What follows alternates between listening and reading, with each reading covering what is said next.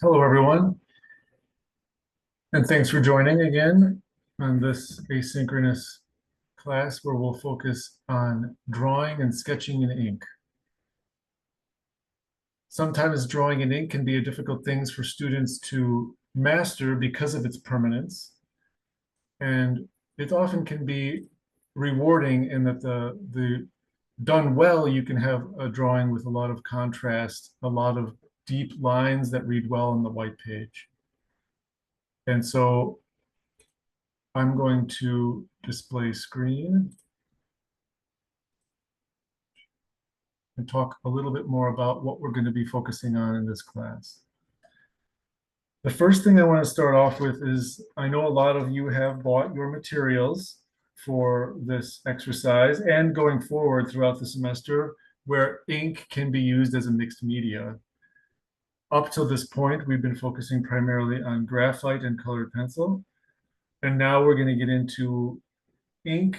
And from this point on, I would say that you can utilize ink where it benefits you. So, for instance, the Milwaukee sketchbook, that is primarily the black colored pencil. But that's not to say that if you want to kind of take it up to the next level and with line quality and getting more contrast to show some of those profiled edges, like I spoke about last Friday, line weights, profile edges are really where we have the heaviest line weights to indicate in a line drawing primarily where we want things to appear in the foreground. So I'm going to go over just some of the basics of the tools of the use of ink drawing. So the first thing I want to start off with is the micron. This is the kind of go-to for very fine line weights. This can be used as a base for ink drawing as well as detail. And now micron ranges, I think, from a 0.005, which is something like a 0.15 millimeter, all the way up to, I think, an 8 or even a 10. So they come in for just the 1 is a good starting point. Micron 1 is actually 0.25 millimeters. Of course, as these are from Japan, so they use metric, unlike what you would find in an American-made drafting tool. So then the O2 is up to 0.3 millimeters. So the differentiation between 1 and 2 is very small. I have 8s and very thick line weights when it comes to micron, but I tend to shy away from those because microns have they're a fine point. They don't really behave in the same way as some of the other drafting pens that I use. And so as an example, the Pilot Fine Liner, and I think this is, I don't even know what this is called. It's not really a drafting pen. It's very thick. This is a Papermate Flare medium. These are just standard, like any stationery store or like Office Max or something would have these. Microns are primarily more for actual drafting. You might have to rely on those at Blick or some other art supply store, if there are many left. So this is kind of like micron 1 and 2, that's the finest. Then you move up into the fine liner category. And there's also something, along with Pilot Fine Liner, there's also the Pilot Razor Point. So these two are both a Pilot, and they can be interchangeable. And then this Papermate Flare is for heavier line weight. So it's kind of like building up the lightest line weight, medium line weights, and heavier. If you want to get into serious heavy after that, then you're talking about the Sign Pen. That's by Pentel. That one can be so heavy that it becomes almost disruptive to a drawing because it's almost like using a Sharpie marker. And that tip can get thin, worn away really quickly. So you're probably hard to make out here, but you can already see that the ones I have are not nearly the type of tip that you get out of the box. So right now mine looks kind of like that. The one that you get outside the box looks more like that. So you see that the line type on this pen is probably going to be quite fat, and even now it's wearing out. Whereas when you first get it out of the box, the tip looks much nicer. You can get a thinner line. And if you rotate that tip, you're going to, even the new one, you're getting more of a line like this, you can really get quite a heavy line type off the side when you hold it on an angle. So anyway, just to give you an idea of the difference between these type of lines, the micron, I've never run out of ink on a micron. I will run out of a tip. So you can see this one, I can already tell has a pretty poor tip. And I, for some reason, don't like to throw away pens as well as I should because, and I look at this one, I can see my tip here looks a lot better. So I'm going to get rid of this one.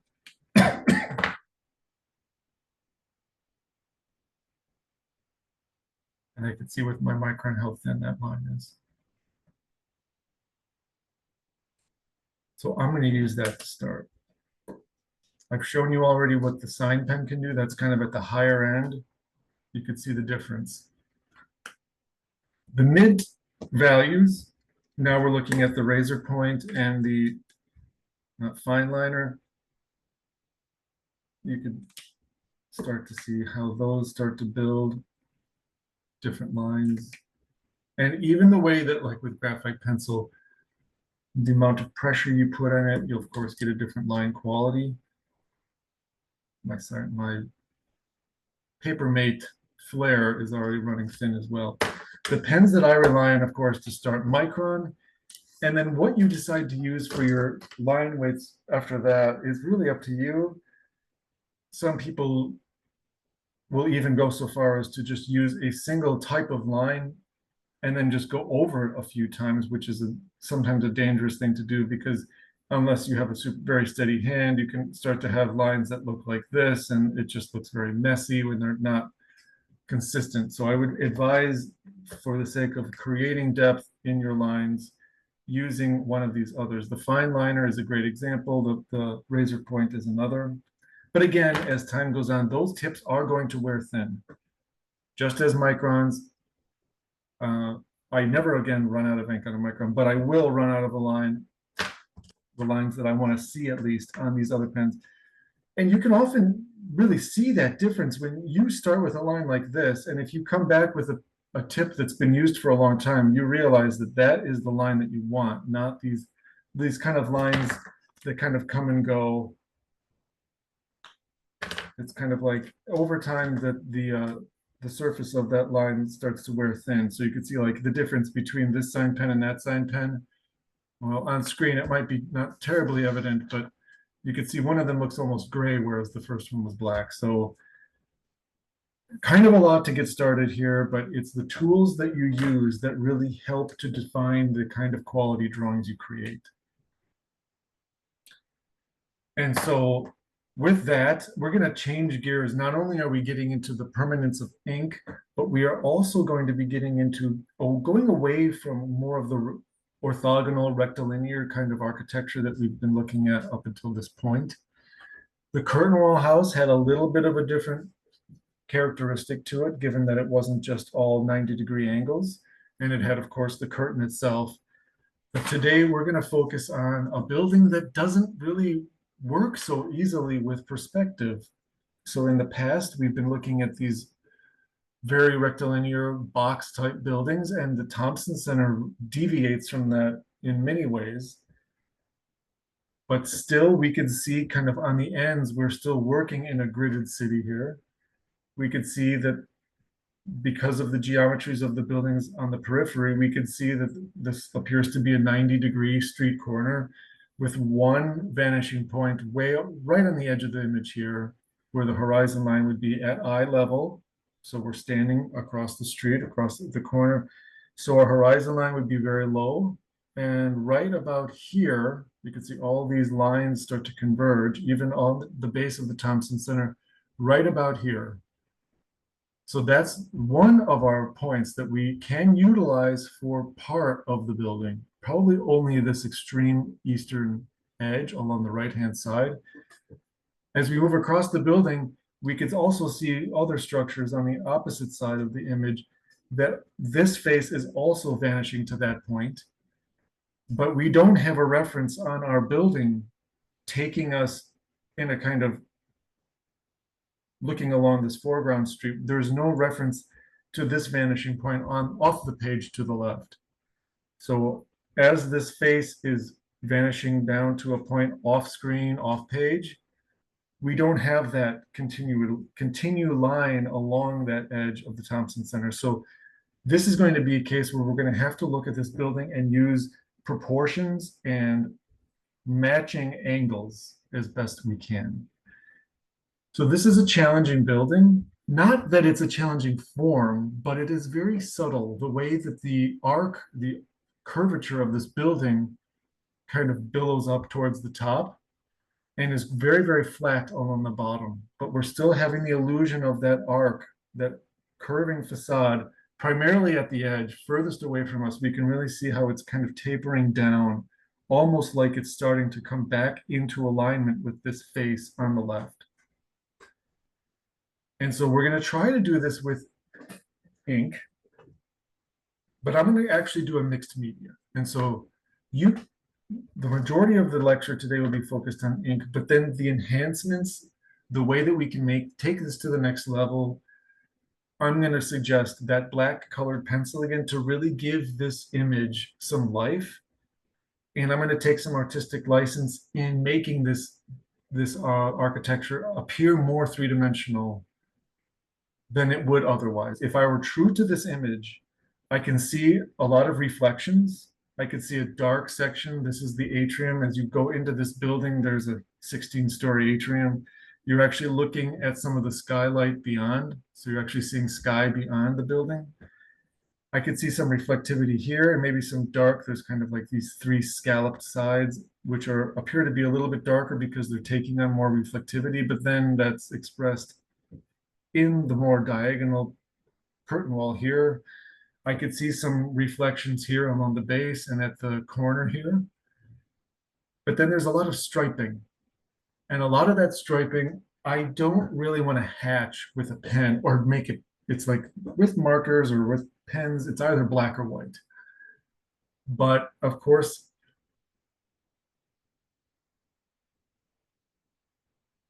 this is something that we will try to explore in more detail in just a moment.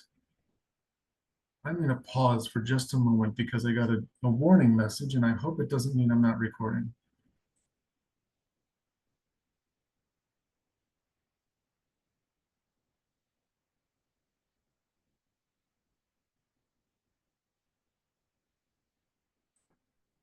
Okay. So we're going to try to draw this using ink. And as I've always said, even in a drawing program where we're looking at using ink, I am still going to start with graphite. And the reason again for that is I want to plan this in a way that I'm not just going to jump in and say, there it is, win or lose. It's going to be those final lines are final.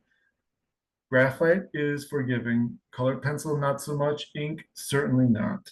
So as we get into this, I'm going to just set up a few basic parameters in order to create a successful drawing, knowing that there is a chance I might not hit all the tones right away on the first go at this.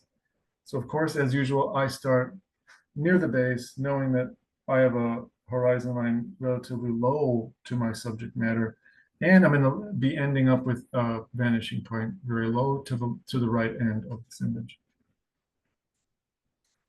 So the way I would start here, I can tell just on using like the most basic form making is, box is easy to understand.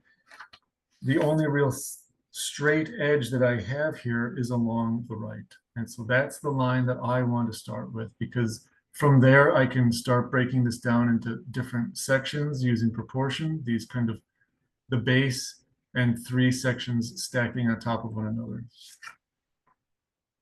So if I were to just have a completely orthogonal building that's going straight down to vanishing points, I might have a box that looks something like this. The leading edge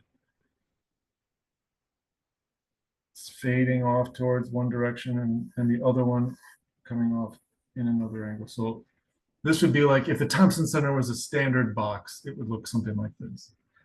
Obviously, we don't have that, but we do have a prominent base. And so we could start looking at these proportions and geometries and breaking it down. So right away, I could start looking at this edge that I've created, knowing that it's 4 parts. And so each one of these lines, I'm going to remember, are going to be fading back to this vanishing point. And each one of them is going to start to flare more vertically and more on my page like this, knowing that they all come back down to that point. So, and as I look at this, there are things I want to remove. Maybe I don't want to, or maybe I do. It's really up to you. They're kind of contextual into the background, but there are cars, there are trees, there are light poles. There is this sculpture. I believe it's called Standing Monument, or I think Chicagoans actually, some have called it Snoopy in a Blender. It's been removed now that this is becoming the Google headquarters. Totally reclad. And anyway, I digress. So getting back to this idea of the 4 parts, we can start over here and start to break that down. And that will set the geometry for the rest of the building as we carry it across. So I'm going to start locating some of these places, and it also seems apparent as we look at this, the building is stepping back. And these, so it's a little difficult to see with some of the light pole there, but it looks as though the building is stepping back in these 3 sections. And so I want to start to capture that. These two appear to be aligned as the best I can. No one's going to hold that against you if they don't. And then they step, something like that. From this point, I can see an arc, something like this. And then I start just looking at those relationships. This is actually a very critical element here, because where you locate these points in space are going to dictate what happens to the rest of the building. So you're kind of doing all the legwork on this side to the right, and then carrying lines across. And so I am going to think more critically about this to make sure that I'm comfortable with where things are going. I could see that there are different ways that the building is kind of coming and collapsing into one side. And then at the base of each one of these diagonal portions, there is a vertical. And I'm really just focusing again on these sections. The base has its own kind of thing going on with this kind of salmon color. It looks almost red in this image, but I know that it's salmon, and it will no longer be that way when Google gets done with it, but that's okay. At least they didn't tear the building down. Oh, and by the way, some of you might, in a lot of these things that we're talking about in class, I'm trying to make this class more about modern architecture. I think that in other drawing courses, it's all about the classical orders or the Gothic or neoclassicism, masonry buildings, heavy things that are older and more established landmarks. I'm trying to get you to see that drawing by hand is not the kind of art form of the past. It has a place in modern architecture, and it's really just an idea of creating perspective and having that work with your own designs or your own communication skills, and part of your toolkit that you can utilize to develop your own design. So that's why I'm focusing on this kind of a building, just to show how this can be done and how we can represent modern architecture, not just the Gothic or classical or a masonry building that's heavy. Even a minimal piece of architecture can be rendered very well using just your hand and perspective. So that's why I'm using this building to talk about ink, because it seems very simplistic, and you could draw this building in 5 minutes. You could draw 3 faces here, a base, a couple of lines that go across, and then just render a bunch of lines that kind of vanish up towards the sky and be done with it. I would like to show you another way. So I'm sure some of you probably saw the Thompson Center and you're probably rolling your eyes. Oh, this is so easy. I could do this in my sleep. Well, perhaps that's the case, but maybe many of you had never thought about drawing an all glass building. And how do I render a curtain wall? How do I create depth? How do I create shadow on such a simplistic object? And so that's really what I'm going to try to convey here. And I'm going to do a mixed media. So I'm not just going to do ink because I want you to take all of these ideas, these tools that I'm giving you, and choose how you want to represent things. Okay, so back to the drawing here. I'm going to end up with a series of columns, and with a lot of larger buildings like this, I'm not counting things. That's not the point. So if I see a handful of columns, I'm going to just draw a handful. I'm not going to count 1, 2, 3, 4, 5, 6 of them. If it's 5, if it's 7, that's not the point. I'm not going to scrutinize that. But the basic form building is one thing that I will be taking a look more closely at. So as we think about a cylindrical building, the closer it comes to the ground, the more flat it becomes. So at the base here, it's a virtual flat straight line horizontal, even though I know that the building is curving at this corner, just as it's curving at the top, but it is much more pronounced at the top. So I'm going to draw a relatively flat line to represent the base.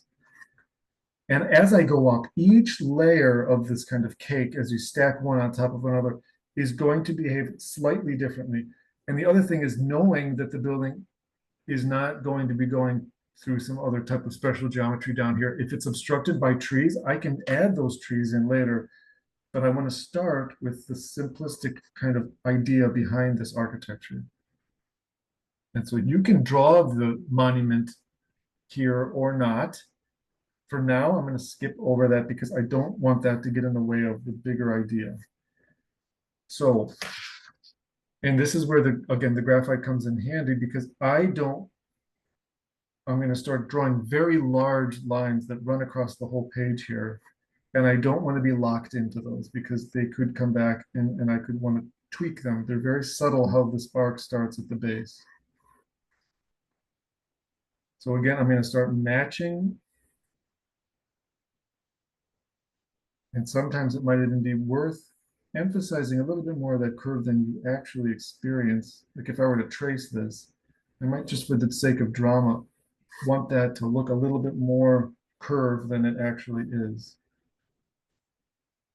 But now as I come up, I'm starting to get a little bit more of that curve. So you can see I'm quite flat down here at the bottom. As I go up, I'm increasing that curve just a little bit so that by the time I get to the top, it will appear much more of a curved building than near the base. But I don't want to start a flat line at the bottom and then wildly start curving at the base. It still is building slowly up more and more.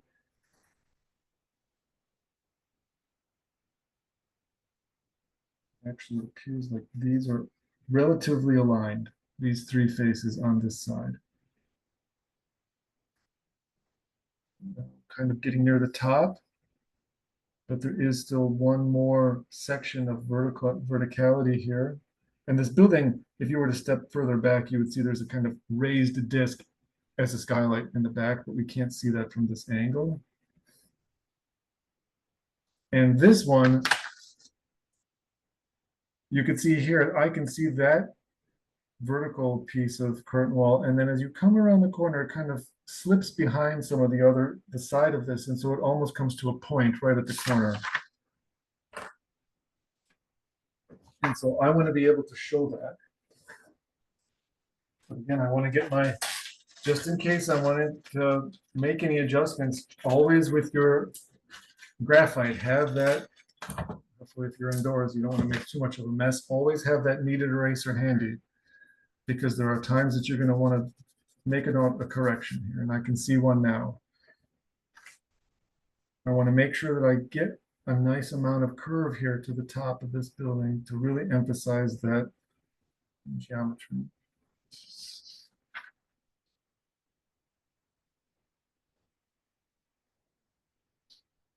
So I can see that I was a little bit flat.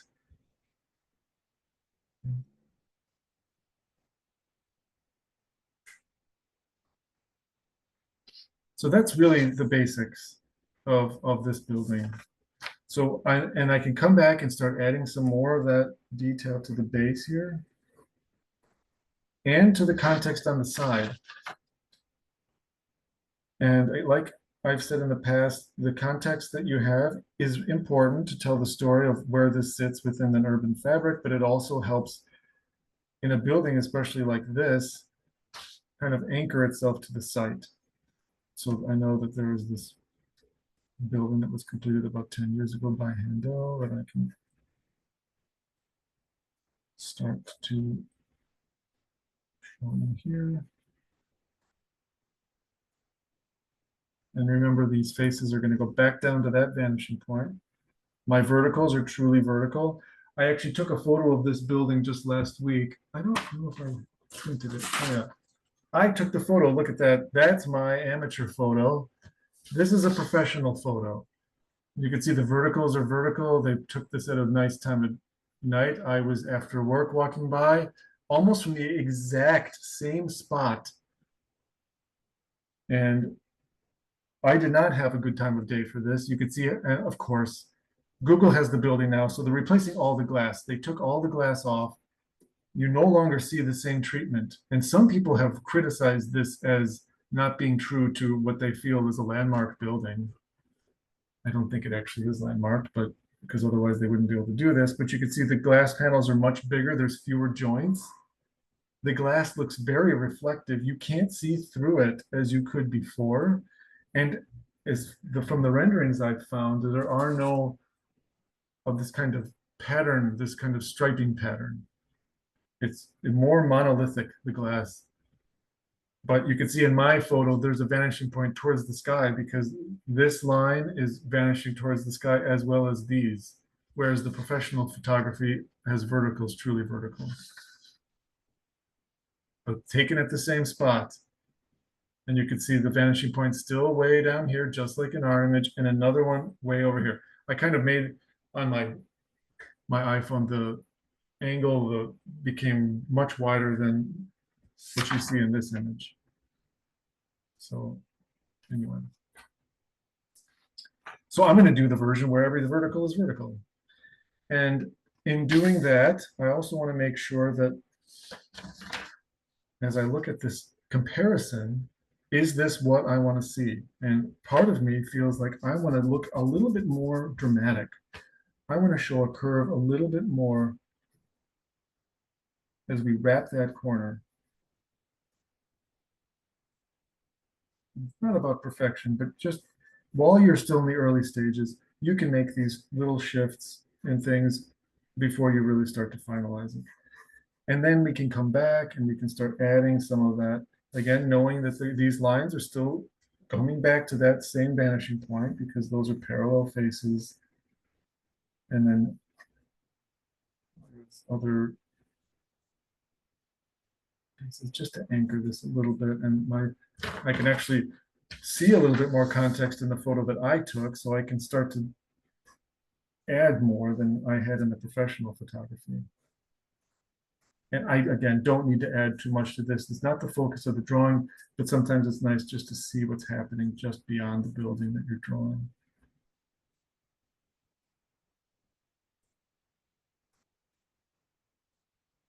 Okay. All right, back to this image. So the next thing I want to do, like I had talked about initially, that this building is of course on a corner. You can see the corner of the street, and that point right here is probably the closest point that I am to this building. So the leading edge is really where these verticals and the vertical mullions appear to be the most vertical on my page. That means that's the closest point to me. And because I'm looking at this historic image where I can see, like right away, this is the section that I want to focus on because that's where the atrium is. That's the closest to me. So if I start looking at the proportions of the building that I've currently drawn, I can start breaking this down into sections, focusing on that central atrium and its relationship to the rest of the building. And now it's important to really start looking at angles. So I'm going to replicate this angle and the rest of these angles, how they move across the page, looking like going up to the left a little bit until eventually up towards the right from here. So I'm going to try to mimic some of that, knowing that there are steps and so there are offsets. And same goes for here, a little bit more subtle. And then I can bisect that down the middle. And again, bisect that again. So I'm left with four sections. Four sections that really represent the atrium space in the center. And I'm going to expand it a little bit. Still looking in graphite because I want to make sure that things are kind of looking the way I want them. I'm always checking. I'm looking back and forth on how things look. Every time I'm making lines, I want to make sure that things are looking appropriate. Then the end, I just as a guide, I just want to start flaring these out slightly more and more and more until you get to the edge. And these faces are very close to being the same. So those, I'm just going to kind of carry them down. And as I come over here, same thing. Eventually they get closer together until they reach the angle that I'm left at the profile edge. So they're straightening out, becoming more vertical towards the center.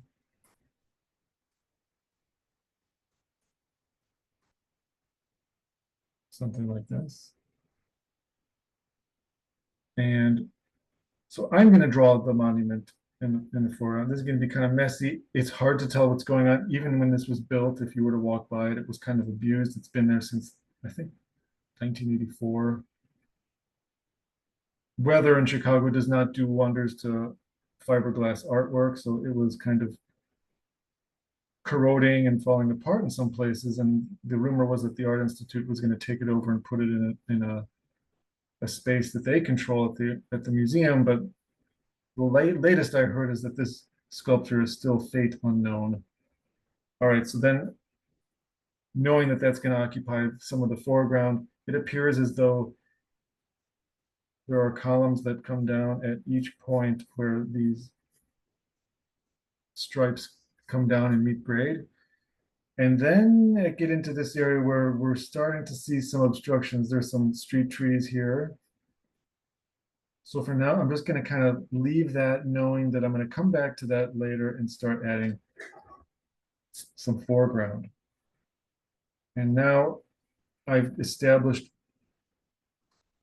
there's again the vanishing points. I'm trying to show a little bit of foreground where the street meets the sidewalk. And then there's going to be a crosswalk. I'll just lightly place that in. And on this side. So now I'm starting, again, don't want to ignore the foreground here because that really helps to develop depth in the drawing. You can even show this corner because I can capture that. And again, a lot of trees in the foreground here as well. Maybe you'll want to add some of that just as a placeholder for now. And actually, in this case, you could probably start putting some of that entourage that you see here. And I can tell right away, I am opening this up a little more. And so I could come back and say, oh, no, I've made this too wide. This street light should be actually right over here, but I'm not going to concern myself with that. That's not what the drawing is about. And there's another one here. Again, I don't have to show that. That might be like, oh, that's getting in the way. Other things in the foreground. Might not want to show it, but sometimes it's nice to show some street lines. Okay, so how do things look? I think that this is looking good, and I think I am now comfortable enough with where things land that I can get into some pen. All right. So with the way things are right now, remembering that I'm not using graphite or colored pencil, this is going to be permanent lines. And so because I've already got these kind of drafted lines out here, I don't have to worry so much about making mistakes. And even if I do, this is a sketch. It's not going to ruin things. I have a basis that I need to follow. So I think the first thing to understand is that when you're working with pen, obviously there's a permanence here, but and it's also important to understand that the foreground cannot just be, well, to an extent, the foreground can't really be created and appear as though it's in front of the object that you're drawing behind it without planning for it in advance. So let's say you really wanted to have these trees and you don't really want to make it look like the building is showing through them, or you have this sculpture and you want to make sure that it appears as though it's in front. So you could either start working from the ground up, start adding your detail to the base, and then the building itself actually comes after that. Or you could plan for things like I've kind of outlined this sculpture or these trees, and then just not fill that part in just yet. You come back to that later. I'm a very impatient person, so I want to start with the building, knowing that I don't always have a lot of time. I don't want to spend all sorts of time on doing foreground elements. And that's really up to you how much you want to put into it. I'm not going to look at your drawing and say you didn't put enough foreground in your drawing, you don't have enough context. I want to make sure that the drawings that you create are realistic, similar enough to the imagery that we're looking at that I can see that you've spent time analyzing it and documenting it. So the first thing I'm going to do is I'm going to solidify these edges. Just the form itself, because I'm going to start to see a lot more of the building come to life. And you may have heard other drawing instructors if you've taken other classes, and I haven't really touched on this. The idea that when you're drawing lines over large surfaces, it's best to actually move your arm rather than move your wrist, because the wrist will automatically create an arc. If you try to draw a straight line with just your wrist, it kind of tends to dip. I kind of exaggerate that, but you can autocorrect, but eventually you have to recreate that line at the same point and draw it again. I'm getting into a lot of detail here, but often in sketching, you don't even need to have a super straight line. There can be some waved that you've probably seen, maybe you haven't, but some architects have this real wavy kind of line type quality to them. Helmut Jahn, for instance, is famous for doing that. His drawings were phenomenal, and that was his method, and it worked. But it's not, I would say, the way that we want to learn how to draw.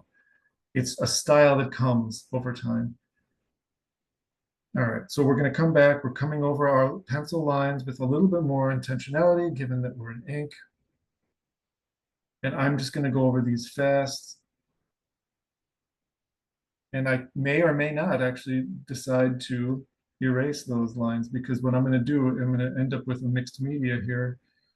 And so starting off with very, very thin lines, and eventually I'm going to go over these and I'm going to add line weights to them.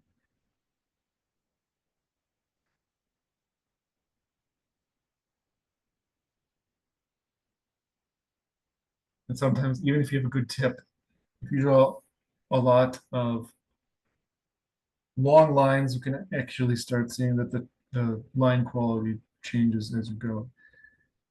All right, so then I'm going to come back. I'm going to start adding more tone. I'm sorry, more line work.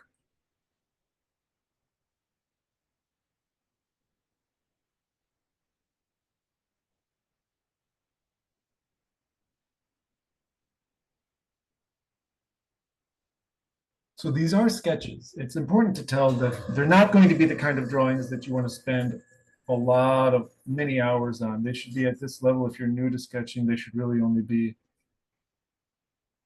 an hour, maybe an hour and a half if you've really had some struggles, you wanted to kind of perfect things. But I don't want us to people to think that these are going to be lifelike drawings. This is sketching, this is ideas, quick thoughts, but quick thoughts to the degree that you're not just running through it.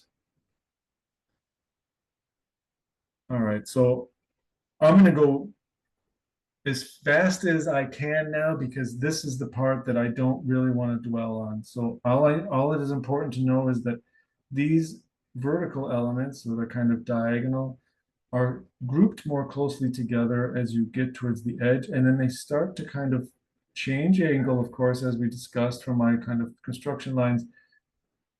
So I'm going to try to group them up intentionally here. I'm not counting mullions. I'm not concerned with how many there are.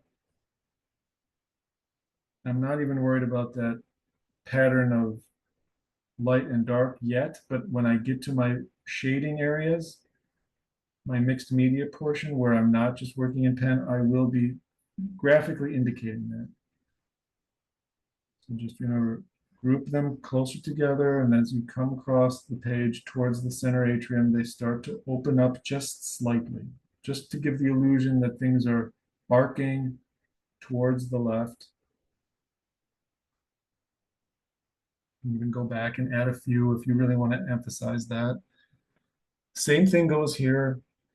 We're going to have a little bit more gap between them, but those lines that you've created in the background are a guide so that you're not suddenly stepping back and seeing that you have a wildly incorrect angle that you didn't expect to be there.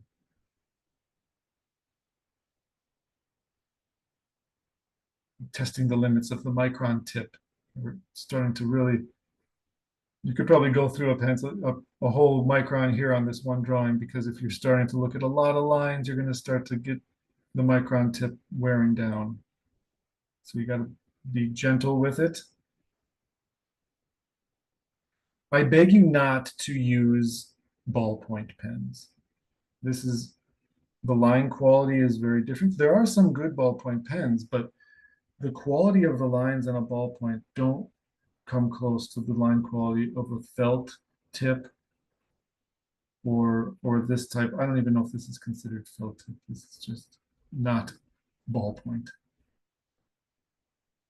Okay, so I'm just getting those verticals in now. And again, if you were to draft this with real precision, you would take each one of these lines and then at a point you would come down.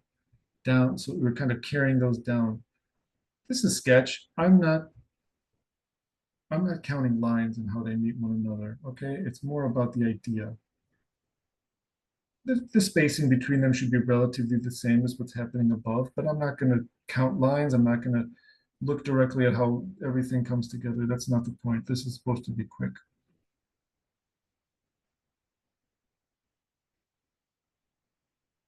And you could probably start to see how a lot, when you start getting a lot of these lines in there together, you could start to see this looks kind of flat because I'm only using that one line weight, right? So you can start to see that. So here, I don't want to lose track. So this is an important line. What I've developed here, if I just start taking these lines, you can see from the photo, those lines are just continuing all the way across. You can't really see that if you were to take all the color out of this and just make a line drawing, you wouldn't really recognize this as being an important edge and that being an important edge to really show where the glass is changing type from clear to more reflective on the edges. So I want to hold that. I want to indicate somehow that this is an important line that I want to keep track of. So I'm going to add a little bit of line weight to it. Very little, because I don't want that line to show as a different plane.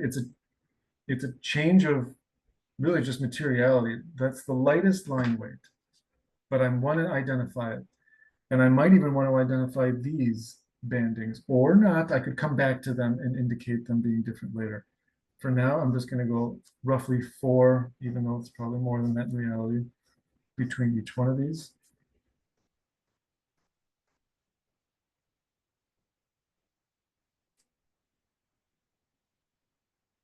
Because I've already figured out where I want that to be. And so I want to make sure that I keep track of it, because otherwise what I did there at the beginning was kind of worthless. Taking these lines down. Remember, these two has become, that's a change of plane. This line is a profile edge because I cannot see the return side of that top. It's like a shelf. So these two theoretically lines meet. This line and that vertical don't, because they're not in the same, they're not hitting each other in a singular point on that elevation. So I'm okay having these appear to be more aligned than the ones at the base. So again, I'm not really focused on that, but I just, as a kind of side note.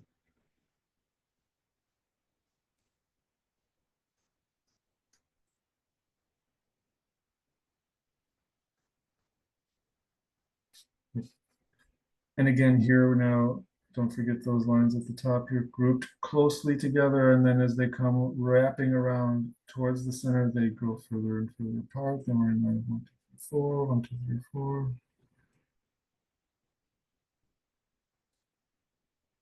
And you could be thinking to yourself, why are we drawing glass buildings? It's just a bunch of mullions. Well, unless you're really big into masonry, you're probably going to end up having quite a few glass buildings in your profession, unless you're doing single family homes. So forgive me for not thinking about single family home architecture, but at least in class on Friday, I'll speak a little bit more about representing punched openings. But there is a challenge, and there's something to be said for representing the architecture of glass in hand-drawn renderings. So here now, this is a totally vertical face along the east on our right side of the page. We're just a whole lot of vertical mullions, straight vertical, and they're grouped pretty close together because this edge of the building is heavily foreshortened. We're not seeing it very much in elevation. It's compressed quite a bit as it makes its way off down to that vanishing point. So now we can start to really see that this is a glass building with a whole lot of mullions. And so Helmut Jahn, this is a very postmodern building. And so there are some tricks that he's doing here, kind of like ziggurat patterns throughout. So you can see that's a kind of motif. It's really just about the different type of glass. It's probably difficult to see in here, but there's a kind of different window treatment. So I'm going to express that a little bit more than I normally would because it'll get lost if I don't really show it or highlight it. Okay, so I've got all these verticals here now, and now I'm just going to just very, very lightly emphasize, or not even emphasize, just indicate some of those curtain wall panels being broken. Sometimes to do this well, just think about the midpoint between two lines, and you just take that across. And then again, the midpoint between those the new set of lines that you just created. And I'm breaking my own rules by not moving my arm, but my wrist. So you can see the difference. See what I did here? This line is all jumping around. This one was much more fluid. So if I just am steady with my arm,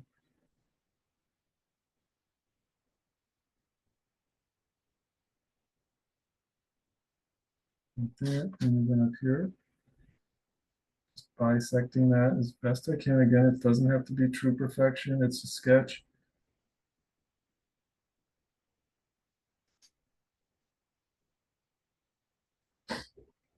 All right, so the next thing I can see here is that there's a kind of fascia panel that goes off. And then at the corner, it dips down. Very strange. It's kind of like a grouping between panels and colors and plates that hit the ground in different ways. And now here, remembering that I wanted to show this sculpture in a very graphic, kind of simplistic way, I'm going to make it up. I'm not going to spend time really focusing on exactly what the art is all about, not the focus of the drawing. So I get to be the creator of this now. Snoopy in a blender. No one's going to judge me for it, right?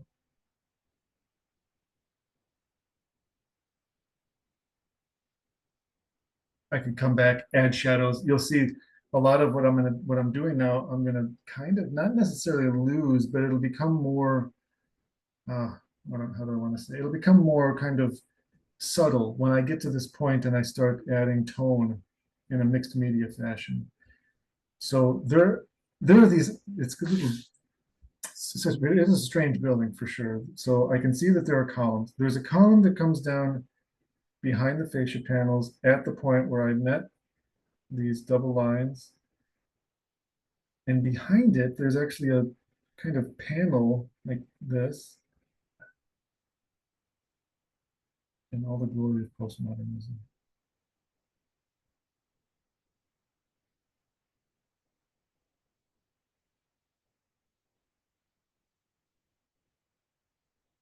So then we will see the base. And there's actually these kind of, I don't even know if there's any purpose of them, but there's these kind of columns that are just freestanding in the landscape.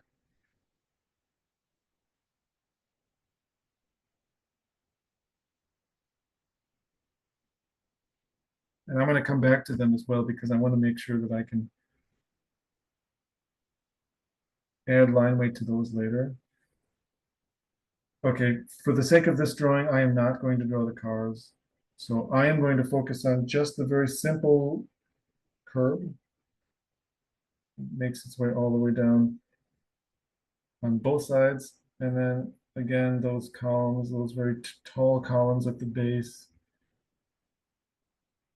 And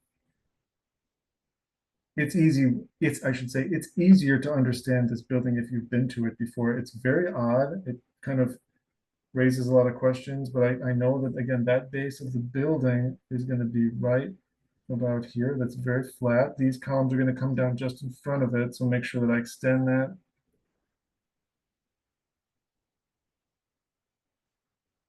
And then there's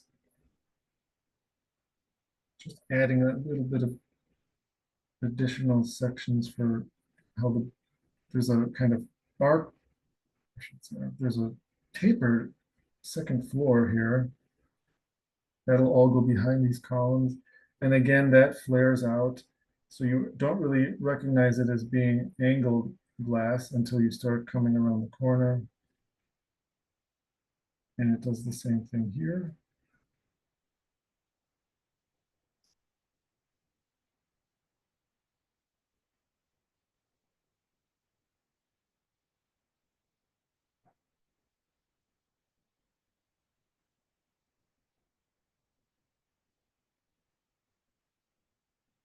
So I'm then going to take down some of these lines to indicate the storefront, the entry sequence. Again, I'm not going to get into too much detail on that. It's going to be in shadow when I start using mixed media. All of this is going to be in shadow. So I don't want to spend time on it because a lot of these lines that I'm drawing are going to end up going away once I start adding different tones to this area. So for trees, for landscape trees, what I tend to do is just really show a kind of very quick and easy kind of trunk, knowing that this is really foreshortened because we're very low to the ground. So you're not really even seeing the planted area or the street grill that it's growing out of. And then just a few quick motions of the pen to indicate the extent of the edges of the branches. Again, don't do swirl trees. I mentioned that last class. And when I add tone again, a lot of this is going to get just kind of hidden.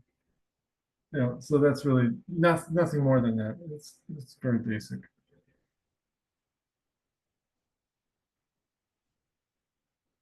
I'm just adding a little bit of the details that Helmut added to this building. Okay, so then this is all hidden from view, so we know there's going to be some noise, I call it, this things that you can really not really make out. It doesn't have to be defined. So this is really the edge of the building is set, the interior is there. I got all of this in place. The last thing for context, I just want to add a little bit of definition to these pieces at the edge. I'm still only using that micron, that one line weight.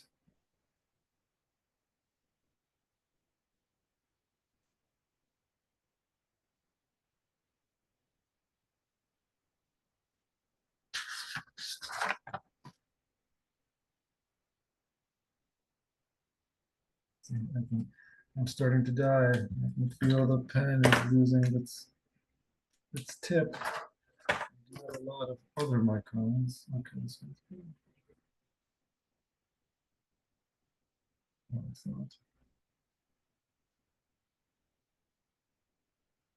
This is the crosswalk, which ends up being very wide painted stripes in this orientation.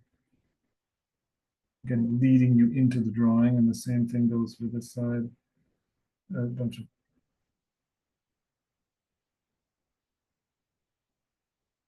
all going back to that same vanishing point.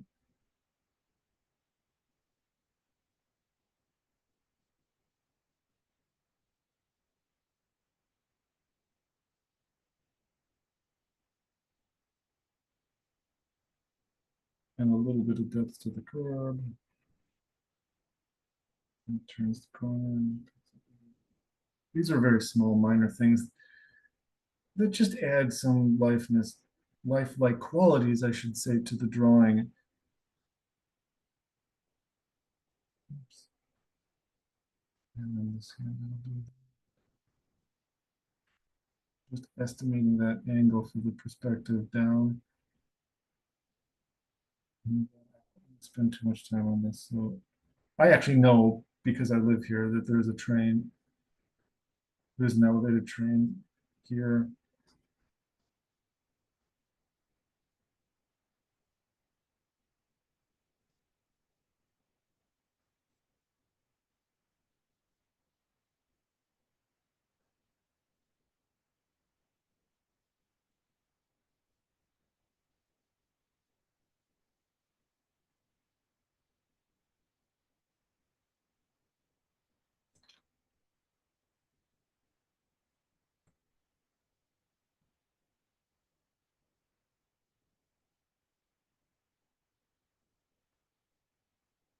If you want to put more context, you can add street lights. There's actually, when you start drawing, you start looking at things in more critical eye, and you start realizing how much junk there is everywhere all the time. It's crazy how many street signs there are, how many garbage cans, like electrical boxes and wires, and the world is just full of stuff. You don't really even come to realize it until you're starting to look at things critically.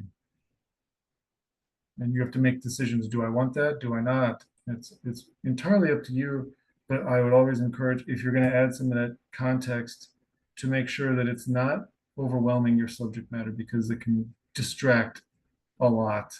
So if there was a tree right here, like a real big tree, I can't imagine why they would plant it there, but I would choose not to draw that. Things off to the side kind of add life to the drawing, and so you can do that.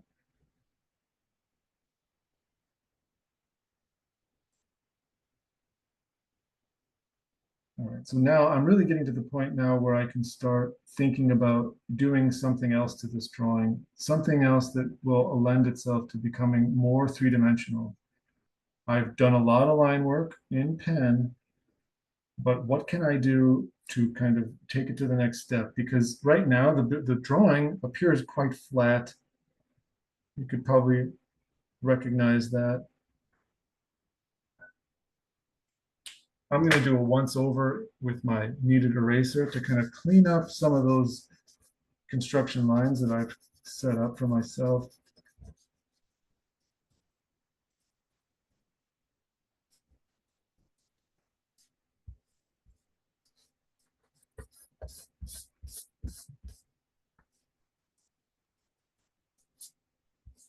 All right.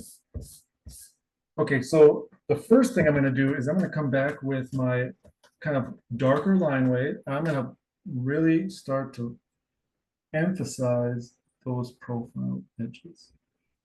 Again, just moving across with care, not focusing on my wrist, but more of the arm.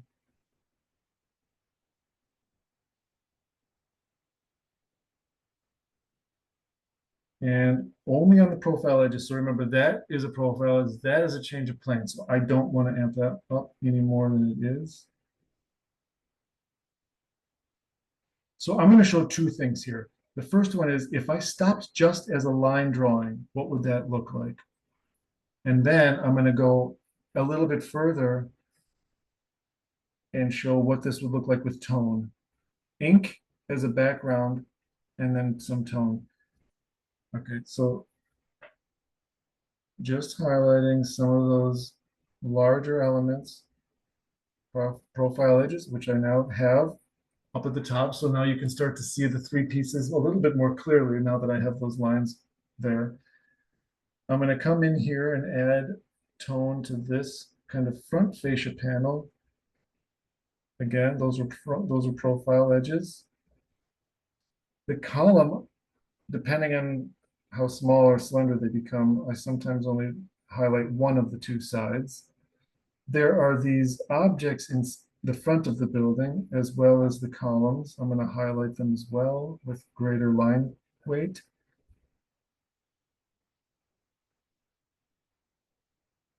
These are all profiles. Even my beautiful sculpture. Again, just trying to make it appear as though it is in fact in front of the building, not part of it. When I add tone, it'll come out even more than this, so I don't have to spend too much time. So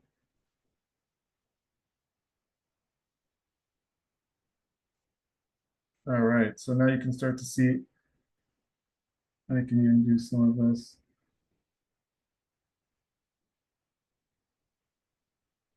Landscape, trees in the foreground to pull that out a little bit.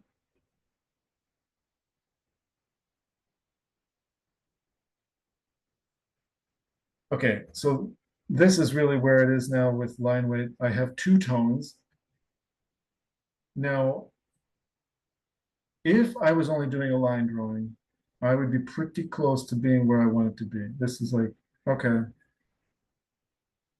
The only thing that I would add is in a line drawing, you can do hatching. So if you only want to do ink on these drawings that we're working through this week, you could do hatching. And so hatching is, I can indicate a little bit of it, but with your thin micron again is hatching. I don't, it's one or two directional only. Do not, so for instance, you have a building, this face is in shadow. Don't just go like this, just crazy all over the place. Give it directionality. So it could be a diagonal, it could be vertical. I'm not picky about that. Often one direction or two. It can be fast, but it can be, depending on the density of the hatch, it really changes the character of the drawing.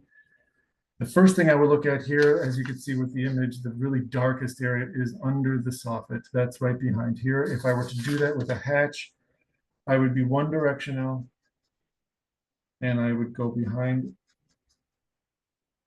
all those columns, all these things in the foreground. Make sure that you're not going on those as well too. So that you want to make those things lift in front of the mass of the building.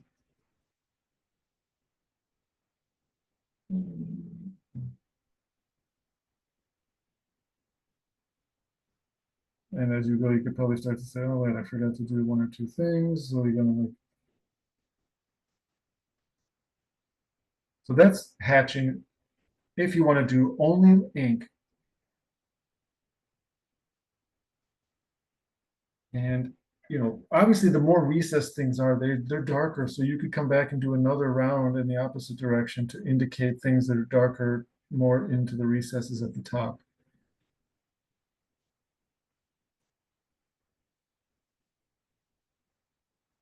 So hatching like this is, I would argue, is more time intensive than doing the alternative, which is a tone that you can utilize with your graphite or black color pencil.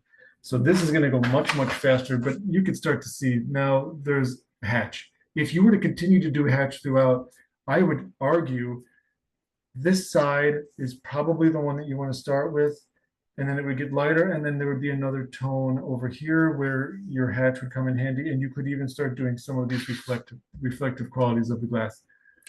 I am going to kind of move really quickly into this because I feel like I'm going long on time. So I'm using the black colored pencil again. If you want to do all ink, that's fine. I'm going to start with edge. And so you will still see the line quality underneath this. But I'm showing light hitting a certain side of this building.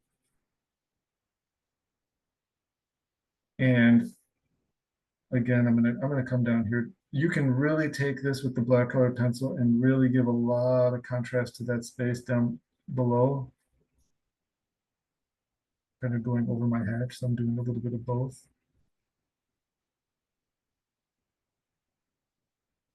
And now here, I don't really know exactly how much to add for contrast to the sculpture, but there it is. Coming down here, so you can see even a building that really seems kind of simple in its first impression can become quite complicated as you look at it more closely and try to render it in a way that is not so overly simplistic. It's not just a grid, there's a lot more happening than you might first have expected. All right, so I know this is a recess, so I'm gonna kind of amp this up a little bit. Okay, and now so if light is primarily coming at this from one side or another, even though I know that this side is bright, I want to tone it down a little bit just so that it kind of creates the illusion of this arcing. So you can see I'm taking a little bit of tone, lifting my color pencil up as I move across the page. So it looks like that is curved. And then I'm going to come back here where this becomes clear glass. I'm actually going to make it darker because in the image I can see that there's like these four sections. The four sections of more clear glass, but I do still want to respect this kind of very reflective section in the middle. Like there are these these three strips that define the four sections. So I'm going to try to be a little bit more delicate with where I'm adding tone.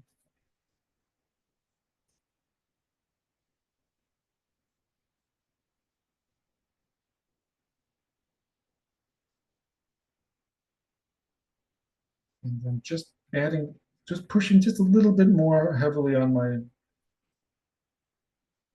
colored pencil here to indicate that this is a different type of glazing.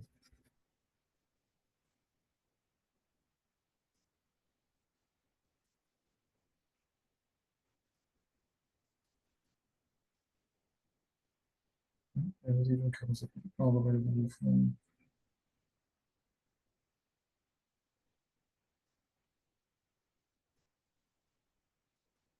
Real quick, because I don't want to spend too much time on that. And I'm going to make this vertical. I feel like the lighting on the vertical is either more reflective of the neighborhood. It's not showing the sky as much, so that is turning into a darker band. You can see from the photo, these look like dark bands. So I'm going to make these appear darker as they come across.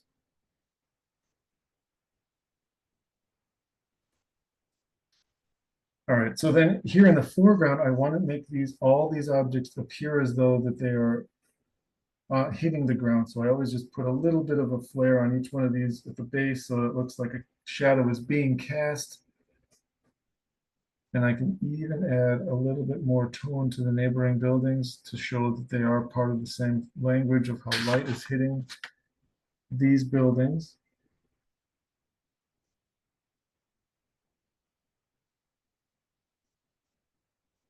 I often do a little bit of an outline and then go quickly within that just so that I'm not creating a messy edge on those sides.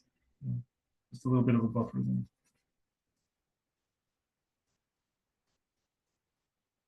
And I'm always trying to do a directional hatch so that it's consistent. So I'm gonna draw a little bit of an edge, pull that down, and then just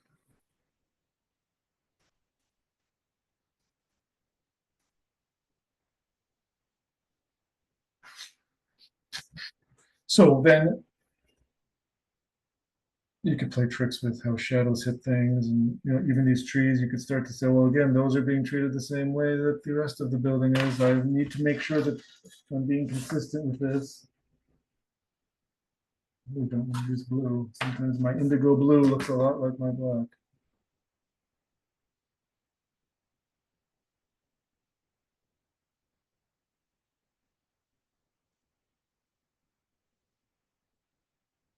So sometimes I will just bring a little bit of that shadow down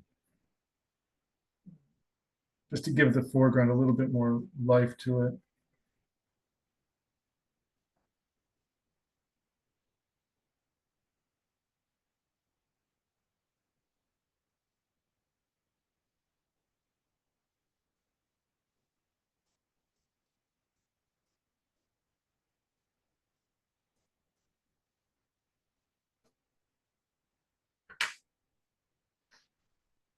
All right, so then without getting into too much detail again, I just want to show a little bit of this kind of patterning that this glass takes on by just pulling down some of those. Every other panel appears as though it's kind of got a stripe to it, which is not being respected in the new design of the Google headquarters that's moving in. This is now all going to be one type of glass, much more higher performing than its predecessor, which is one of the reasons they're replacing it. But there, now you can see there's a little bit, and you could do the same thing in ink. So this drawing, I think this is in a pretty good spot. This is kind of like a mixed media where we're utilizing the best of both. We're utilizing the, again, we're starting just, of course, with the graphite for construction lines. Then we're moving into the ink. We could continue with ink, but just to move things forward a little bit faster, I changed course and brought in my black colored pencil. And so from here, we can see that things, this is where we start. On my page, I made everything a little bit smaller in order to fit things on my paper. But you could see this kind of like before and after. So I think that with that, it's a good start. And it's not probably as simple as you thought. You know, you could draw this in 10 minutes with just, you know, the form without thinking about the pieces that have to happen at the base or how the glass really responds to some of its context. And actually,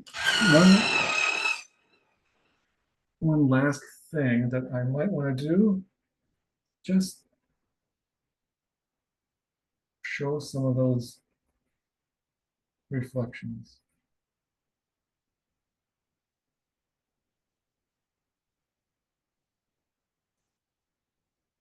It's a little bit harder to do when you have only ink, but it's all possible with this crosshatch idea. It takes longer, frankly.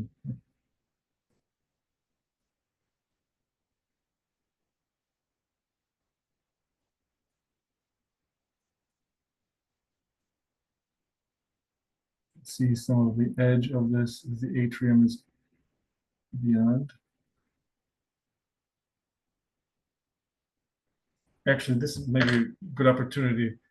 Maybe I lost this opportunity because I know that color pencil doesn't erase very well, but it does a little bit. And so I could actually open that skylight up a little.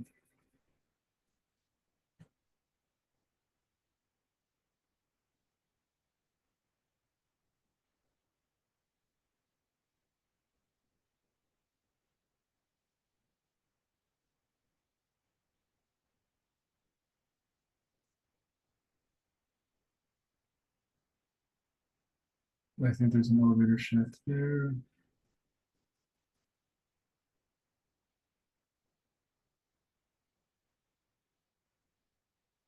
Maybe just a little bit of brightness to kind of give the idea that you're looking, you can look through it.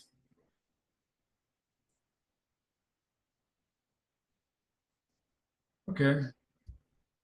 So, I mean, I could work on this kind of stuff all day. You know, it's really how much you want to put into it. It's how much you get out of it.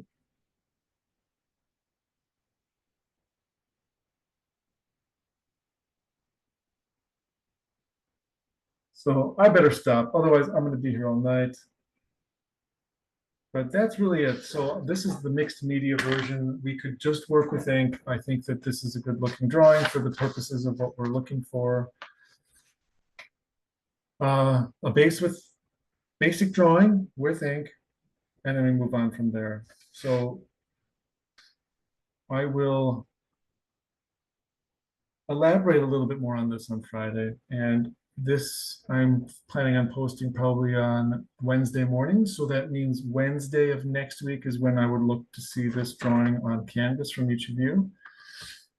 And yeah, thank you for watching the video, and I hope it's been helpful. And I hope that this is the kind of thing that you can utilize when you're working on your own drawings, primarily looking at a glass building and how can you represent that in an easy way without making it look very flat, without any shadows. Again, either with ink or with mixed media. It's really whatever tools work best for you.